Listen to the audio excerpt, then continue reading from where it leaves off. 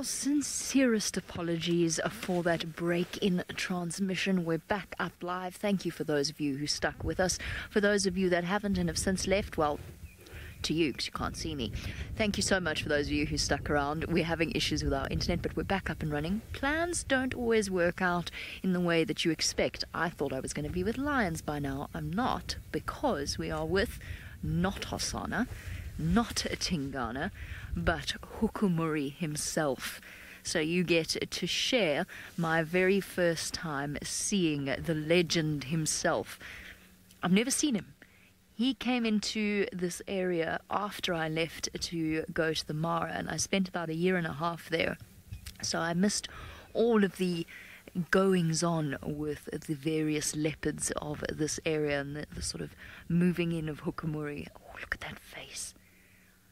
I've heard stories and seen pictures, but they never quite match up to seeing the leopard itself. And boy, is he scary looking. He really is. I mean, okay, he's a bit sleepy now, which, no matter how tough and scary you look, always has a way of softening it slightly. Droopy eyelids are not exactly intimidating.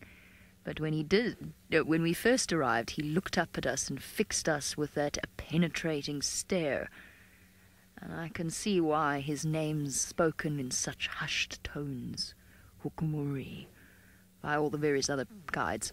I think it's a bit silly. He's just a leopard doing leopard things. But it's interesting to see him because he's actually not very big. He's definitely... Seb and I were just discussing this because, of course, Seb has seen him before, but not in quite a while. And he's actually, having been with Hosana and now with Hukumuri... I nearly called him Tingana. Now with Hukumuri, he's bigger than Hosana, but not that much. But what is bundled into what is quite a small male leopard is a serious attitude. And you can see it in every line of his body. I think it's the dark eyeliner as well. It just gives him a slightly less wide-eyed, innocent look. Hosana's got the wide-eyed, innocent look. Sure. How's that? So, for those of you that do not know the history behind Hukumuri, he moved in a little while ago to the western edge of Tingana's territory. At the same time, Tingana seemed to fall ill. We don't exactly know what happened to him, but he lost condition and he became very, very thin and quite weak-looking. And during that period of time, Hukumuri pushed further and further onto Djuma and into Tingana's territory. Tingana then made a comeback, and he is a bit larger than Hukumuri, and perhaps one might say a bit more experienced. So he then pushed back, and Hukumuri has settled down into the sort of western side of the Djuma line. It's a territory that we used to associate with Tingana, back when he was in his prime, and he patrolled an enormous territory. He used to go on to Arathusa, but now that is very much the territory of the Hook. He is intimidating looking.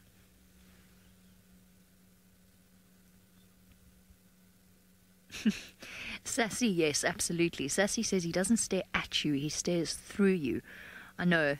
He's been fixing his gaze upon Seb on a regular basis since we first got here, and it is almost as though it's quite a cold look. That doesn't necessarily mean, you know, to be anthropomorphizing to the point of ridiculousness. Look at that. To say that he's a cold leopard or an unpleasant leopard, he's not at all. He's just a leopard who's doing leopard things, and he's had to fight to win his spot. But there's something very focused about him. You know how some people have that air of coiled up tension around them, that sort of that feeling that you get around them of unused energy that's just focused and driven. You know, you get people like that. That's what Hukumuri reminds me of. People who are always watching, listening, and not bad people, just people who have a goal in mind. And for him, that's worked to his advantage, because it's meant that he can actually compete for a territory and secure a territory, which not all male leopards manage, unfortunately. It's one of those realities. A lot of young male leopards, it's a very dangerous time of their lives when they disperse. We were speaking a little bit about whether or not Hosana will challenge Tingana.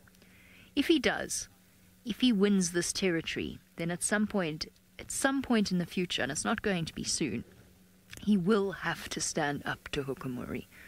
Now, most of those times, those conflicts over territorial boundaries between male leopards are actually, I wouldn't say they're anticlimactic, but there's a lot of growling and a lot of noise and a lot of pacing parallel to each other, but they don't usually turn into a physical fight. They can, and it's usually brief and furious, and then it's over, and the victor takes a little bit more territory and a little bit more. But if Hosana does become dominant, and if Hukumuri sticks around, which I think he's going to, then at some point there will be a battle. A battle of wills, perhaps, but a battle nevertheless. And Hosana's fortunate.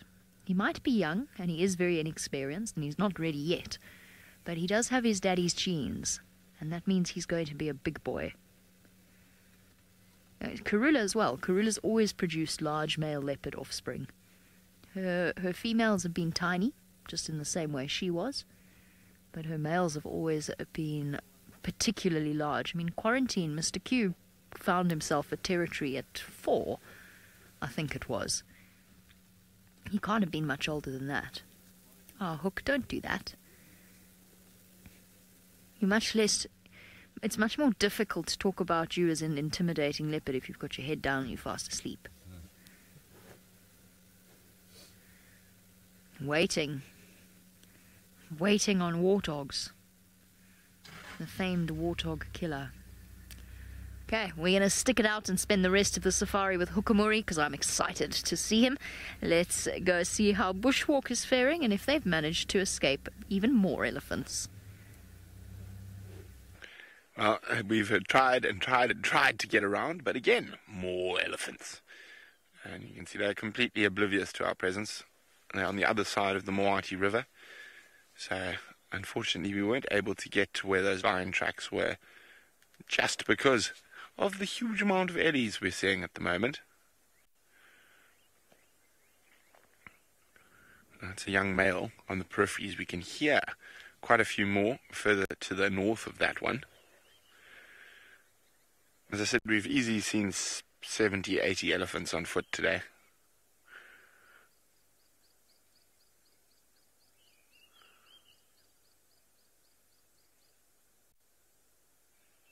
And you've got to be so careful in this weather with this many eddies around. But fortunately, our senses, our eyes and our ears and our noses have kept us safe.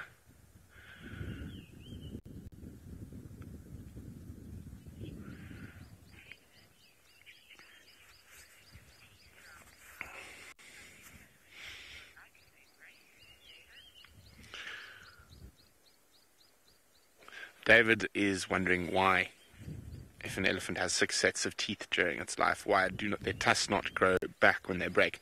They do grow, David. They never stop growing. So even if an elephant breaks its tusk, it will keep growing unless they break it very, very deep, right at the growth point, at the nerve. Once that nerve's damaged, the tusk can't grow anymore. Now, the elephant's molars, the 6 sets they get, are single pieces that come through from the bottom jaw, and from the top jaw, of course, but whereas the tusk is a modified canine, and it grows outwards, and they only get 1 set of tusks. So even if they do break them, they do keep growing, but obviously they don't maintain that perfect shape. Okay, now, after that little bit of rain we had yesterday, as I said, not that much. There's a little bit of water about in some of the smaller pans. You can see here, tiny bit of water. The majority of the pan is still very much dry. But look what we have here. Now, these are the lion tracks we're trying to get to. We know they've looped around and gone back towards the north. But every time we try to follow these lion tracks, we keep running into more and more elephants. But that is how it goes out here sometimes. I think we're going to start meandering our way back towards camp through these thickets on the edge of the Mawati River. One of my favorite spots to walk.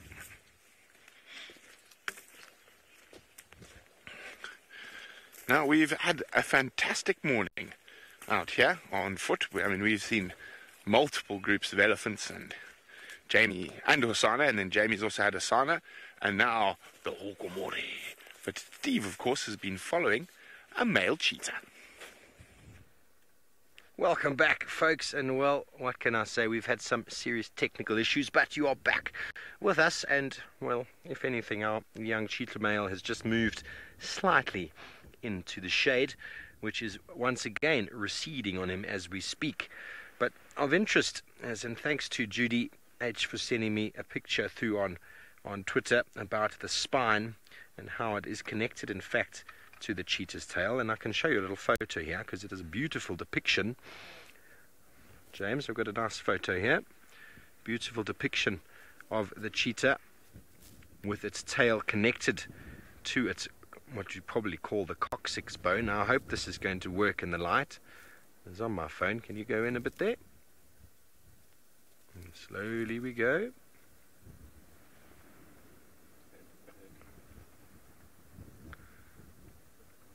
And there you can see the skull, the whole skeleton of the cheetah, with the head all the way to the back, and the tail in fact does connect to the spinal cord. How exactly it's connected and the sort of the delicacies of those is very unknown to me, but clearly shows that it is connected to the spine. And as the animal moves at high speed, moving that tail from side to side, that rudder-like action obviously grabs the rest of the body and moves it in the direction it needs to move. But the posture that you see this skeleton in, you can see how the back feet have come forward in front of the front feet.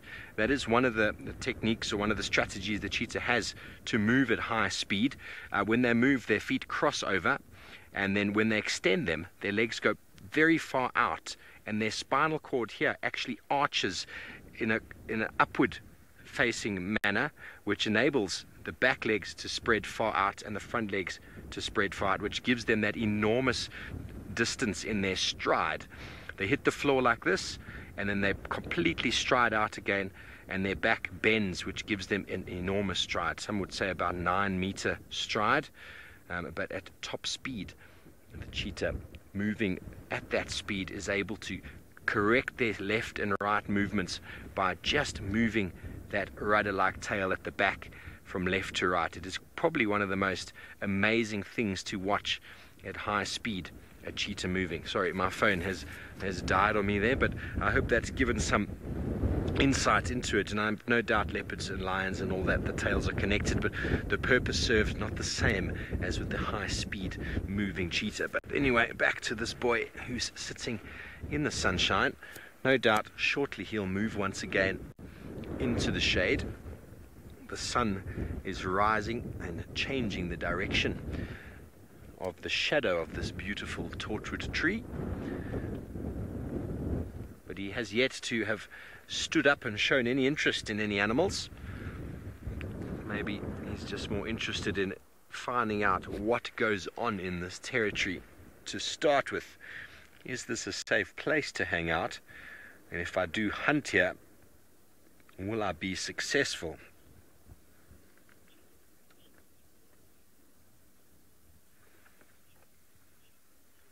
Randy, as far as I'm aware, cheetah coalitions can be other males that meet each other. I've not honestly spent too much time with coalitions myself, but I do believe that a male that meets another male, they might drop sort of aggressive boundaries between each other for the benefit of each other as a whole. But quite often you do see brothers together. But the sex ratio in cheetahs is not always that way, so sometimes it will have to be a male on his own that meets another male. So maybe this guy is advertising himself around and hoping he'll meet another male, because far more formidable in pairs. There's obviously an extra individual to look out for you while you are hunting or while you're sleeping, and also you can take much larger prey. So they don't have to be as selective if they're in a coalition, and coalitions of 3, 4, 5. I think the musketeers, am I wrong? Musketeers are 5, and while that is a formidable balance of males, male cheetah power, obviously be able to dominate any other cheetah you see. You'll be able to see off any other male competition, and well, be able to take down animals as large as zebra and wildebeest, which is obviously quite a lot of them in these areas throughout the year, not having to selectively move onto only their prey source, namely the Thompson's gazelle. So if your favorite prey source is not available and you're in a coalition, well, there's a good chance you'll be able to bring down much larger prey when you're in a group of 5, which I believe is the only recorded coalition of 5 that we know of. Nature Girl, it's unheard of for cheetah to scavenge. They are a fast hunter that catches their own prey all the time, and they never steal. They don't have the faculty, the strength to chase off lion or leopard or hyena. So they actually will move even at the sight of vultures arriving on a kill. Cheetah will often move off, giving away their food due to the fact that other predators might approach. So they don't have the ability to chase off other predators. They don't have the aggressiveness, and so they are only fresh meat animals. And I've never heard of them chasing a lion off or a hyena. They're just not designed for that. They're not designed to be able to compete with the lion that is just far superior, not just in weight but in strength.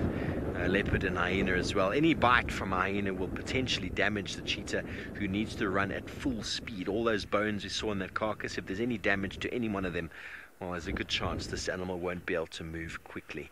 But how exciting, the Hook himself back in Djuma. Well, I haven't seen him in some time, and I'm sure Jamie is enjoying his deathly stare. I am enjoying his stare. I'm trying to figure out what it is exactly about him that is so easily. He's very clearly Hukamuri. You know, when you see a leopard for the first time, it sometimes takes you a bit of time to be acquainted with their characteristics. But I now think that having seen him once, I will never mistake him ever again. I could eat my words, but we'll see. I don't think I will. It's definitely the eyeliner. It's the dark line around his eyes. He's thinking, listening, doing something similar to what Hosanna was doing, except he's not searching. He's just sitting and waiting for the opportunity to pounce on some poor unsuspecting antelope or perhaps warthog. So we didn't complete the big cat trifecta today. Judy, you don't need to worry at all. Judy wants to know how far away he is from Hosanna, and if perhaps that might have explained Hosanna's behavior this morning. No, he's far. He is right on. I can actually, let me see if I can pull up a map and I can show you where he is. Give me a moment. Alrighty, so Hosanna was. Here we go. Let's have a look, since Hook's not doing too much. I can show you on the map. So Hosanna was first found at Voyatella Dam. Is that all right there, Seb? Or do you want me to tilt? Yeah, that's all right. Okay. So Hosanna is right where that circle is at the moment. So he's just off Gowrie Cutline, somewhere around there. He was first found at Voyatella Dam. Now, Hukamuri is all the way here where I am, that blue dot over there. So right on the western side of Djuma. Now, I don't know exactly where Tingana's territorial boundary is, but that by association would be where Hosanna is safe. We've seen him all the way up to around Sandy Patch Road, so the boundary probably runs somewhere along here, along Impala Road and Sandy Patch Road. I don't know exactly where it is. I don't know if they've agreed on new territorial boundaries yet, and I suspect it's somewhere around there. So between Hukumuri and Shidulu, that's their sort of boundary. So for our loved royal family, for Hosanna and for Tandi and Hlalamba, that's the sort of safe point. That's as far west as they should go without running the risk of bumping into the hook. There's always other males wandering around, but he is the main threat. He's sniffing into the wind. There's so much going on this morning, I don't know where to put myself. The lions are walking towards the females. I know they're in there somewhere. Brent knew they were in there somewhere. He just couldn't find them because of the elephants. There's that dead wildebeest that I think will be a central point for hyena interaction later today when they find it. And there's Hukumuri. There's too much to do. Not enough time. I know, we're very spoiled. Well, I'm very spoiled for choice. Since I'm the only one in the vehicle on Juma this morning, I could go wherever my heart takes me. In this case, it took me to Hukumuri because I've never seen him. There's curiosity. At one point, we were worried that the internet would never come back up and we would have to cancel the rest of the sunrise safari. And I said to Lou that there was no way I was not going to carry on my mission to come and see him. What have you heard, mister? Please don't take me in here. First Hosanna, now you. No? Oh, we're up. Yeah, we're going. Oh, no, we're sitting down again. Okay, cool. Thanks. Thanks for that. I see how it is. I see how it is. Listen, if you're going to get up and move, could you at least give me a proper look? A proper look at you. He is sulking. It is. It's because I said there was too many other options. Well, listen, I'm here, aren't I? Now, come on, give me some credit.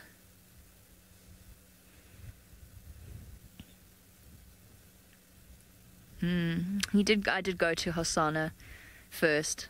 Apparently Lou thinks he's second best. Well, I mean, when it comes to Hosanna, he kind of is.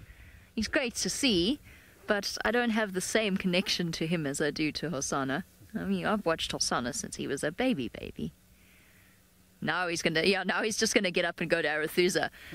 Now that I've said that. Fine, if that's how it is, I'll just leave.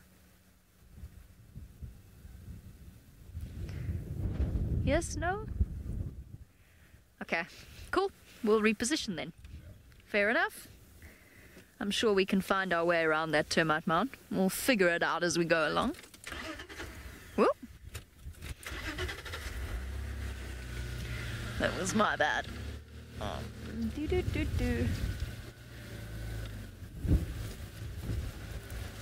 Squeeze in here. Watch out on your side, Seb. I might hit you with a leadwood.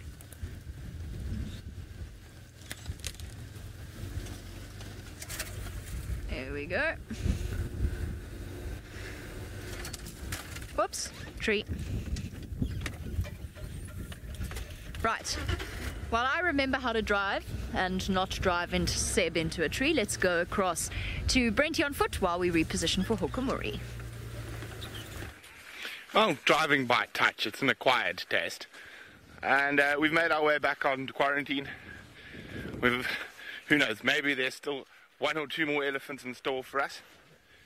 But hopefully not. We've seen enough elephants on bushwalk this morning.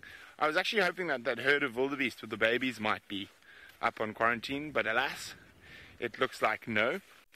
I wonder if the lions were hunting those wildebeest last night. Be interesting to see if we catch up with the herd, because tracks are all around that area where I saw the herd yesterday, and whether those two little ones made it through the night. We're going to have to wait to see, I think. But nice to have Hukumuri back. Definitely one of my favorites, old the Hook. Didn't see him last cycle, no, didn't. Only his tracks. Lee is wondering, is this a small area for so many leopards? Well, let's draw a picture in the sand. Let's say that is Juma, and this is Torchwood. Actually, other way around, long roads. This is Torchwood. About the same size as Juma. Anyway, so this is Torchwood. This is Gary Main. And this should be Chitwa there. Okay, so let me just get my bearings. That's Chitwa. There we go, it's triple M, yeah. So basically our main leopards, so there's the lodges there, there's Juma. So you've got Tingana, whose territory sort of, actually you can't go that way, yeah, he does it, but not much. I've got confused. Yeah, sorry, let's start this again. Okay. If we've got Juma, okay, let's just do this, okay. This is Juma. This is Cheetah Cutline. This is, it's a funny shape, that's why. Anyway, let's start this again. Anyway, basically you've got Tingana, who does this, into Buffalo's Hook, like this. And basically the old of Juma, he sort of goes in around like this these days. And then Hukamuri, he's got actually quite a big territory. He goes all the way down to the Manyeleti River. He's got a bigger territory than Tingana at the moment. Hosana doesn't have a territory. He just wanders about, but mostly you can say he falls within Tingana's territory. We've got good old Tandakila. Tandi is more or less like this now. And then this side here we've got Quarantine, the male. Does that. And then now Tandi's being pushed quite heavily from this section by Sibui. And it seems like Kuchava has moved east towards the Kruger and Cheetah Plains down there. And what are we forgetting? We're forgetting Shidulu. Shidulu's territory sort of comes in very similar to the hooks in this part of the world here. So we've got Hukamuri, Shidulu, Tingana, Tandi. Oh, and Nkanyeni. That's out of Cheetah Plains, Nkanyeni. So on Juma itself, we've only really got Tandi, Tingana as our most well-seen male and female leopard, with Hukamuri and Shidulu just coming in on the side and Hasana wandering around. So that gives us 3 leopards that we'll see regularly, sort of almost certain that at any day one of those 3 is going to be on Juma, with the chance of Shidulu and Hukamuri coming in from the western sections. So it gives us 5 leopards, obviously not counting the eastern sides of Torchwood, where we don't have great signal, which is Quarantine, Nkanyeni, and some of this, and Gajima, and those skittish females from Buffalo's Hook. I'm not sure if they have names yet. But it's going to be interesting to see whether that skittish female is going to start mating again. If she is, how long ago did Tingana kill that cub? 10 days? 10 days, 2 weeks? So, in theory, she should be coming to Estrus sharply in the next week or so. So, hopefully, we might get some mating action. Maybe get a chance to look at her a bit better than we have in the past. Now that she's going to be mating again with Tingana. Now, there is another unrelaxed female that is even further to the northwest. Anyway, let's go back to the Masai Mara, to Stivovo and the cheetah. Thanks, Brent. Sounds like a very interesting map you were drawing there. Hopefully someone took a screenshot so we can all try and make head of tail what was going on. But this cheetah is still flat. He's moved once again into the shade. It's very windy. You can see the grass, the red oat grass around his head, really moving as the wind comes from the right. Classic sort of behavior that most animals will use for protecting themselves is putting their back to the wind, be able to smell something coming from behind you and then staring off into the direction that you are not smelling. Because invariably, if a lion picked up this animal's scent, it would come from downwind. But if it got sight of it, it would obviously see it from wherever it come from that angle. But hopefully the wind would give away the lion's presence, betray its presence. But for now, this beautiful cat is just enjoying a little bit of slumber who knows how far he's walked. On average in the Serengeti Mara system, male cheetah that are in the territories will actually range at least 7 to 8 kilometers every day, whereas females much smaller than that. If they've got cubs, only 3.5 kilometers, so only a mile or two, not very far. Whereas males will go very long distances, and when food availability is much less or less abundant, they can travel enormous distances in search of food. And so although coalitions are seen in these systems, they're not as common as seeing family groups together, mothers with youngsters obviously, and the majority of cheetah that are seen are lone adults. Not ideal though, but they do fit into the system. Plenty of space out here in the Mara ecosystem. Highly contested space though, with all the lion that we have. His head is up again. What have you spotted, sir? Definitely the most alert out of all of the cats, cheetah. Constantly threats from them from the day they're born.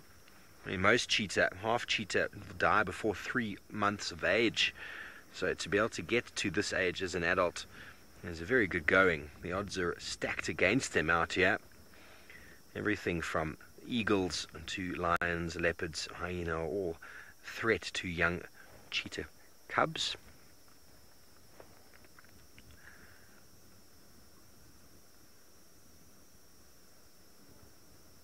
And I was hoping, James, to see a cheetah before I left on Monday. So James is feeling very excited this morning. He's kind of willed this into happening. He said he had a gut feeling about it, and I was like, well, cheetah on the escarpment road, I didn't think it was going to happen, but look at what has happened. James thought I was joking when I called it out. I spotted something in the road up ahead with my binoculars, and I said, cheetah, and he was completely unaware of it. He didn't believe me for a moment. So no one's been able to identify. Well, we've got a few photos. There is a leopard researcher in the area. Hoping the photos we've got is going to be enough. She might be able to identify it, and well, if not, then it is definitely a new individual that has moved in, searching for some company, searching for a lady perhaps, searching for another male to assist in the life of a cheetah in a inundated lion landscape. And well, we are surrounded by the general game. There are buffalo behind us, zebra, wildebeest everywhere. This is definitely a lion's terrain. Coalition of 4 or 5 males probably do quite well here. But this guy, where he's going to be this evening, nobody knows. But the excitement continues down in Djuma, and Jamie is still with the very frightening looking hukumuri.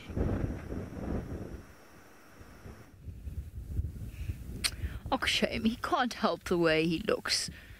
Maybe he's not nearly as frightening as he is. Unfortunately, due to our attachment to the royal family and Hosana and Hlalamba and even Tingana, in his own way, he spells trouble, or did spell trouble. Fortunately, things have settled in, and he no longer is as threatening as he had the potential to be. Interestingly enough, he's sitting on a termite mound doing what Hukumuri does best, because this termite mound is home to a family of warthogs, and it has been freshly used. When we went round the other side to have a look at him, we could actually see where the warthogs had dug in freshly and had tunneled into their burrows underground. Now, I don't know if the warthog is still in there, or if perhaps he just is settling and waiting for the warthog to return home. But either way, he is living up to his reputation as a fearsome pig hunter or boar hunter. He has been known to wait things out. Tingana does the same thing. It's interesting, the different approaches of it. Large male leopards, I suppose, are able to tackle something as large as a warthog. Right, Hukumuri, you have exactly 60 seconds, almost 60 seconds. Could you not turn your back on me again? Every time I reposition to get a good view of his front, he turns around. I think he took great offense at the fact that I was so rude about favoring Hosana. I'm sorry, I can't help it. We're all human. We're allowed to have favorites. Doesn't mean I wish you ill luck. Those scars on his face tell a story. He's not had an easy time of things. And as intimidating as he is, he's definitely deserving of respect, because he has well and truly earned it. Hey, my boy. Well, hopefully he's here for the Sunset Safari. There's plenty to choose from, which of course is why you should join us again in just a few short hours, so we can show you all sorts of wonders of the African bushveld. And on that note, all that's left for me to do is to say a big thank you to all of you. I hope you have a wonderful day or evening, and we'll see you soon.